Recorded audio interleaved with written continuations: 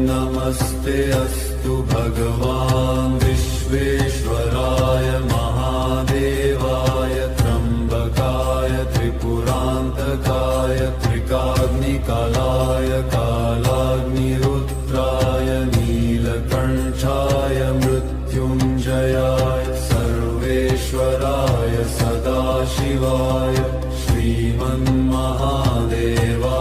नमः।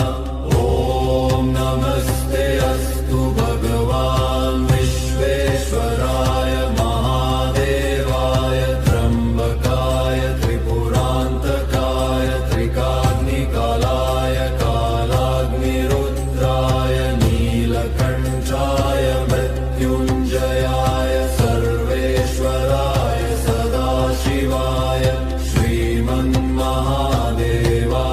नमः।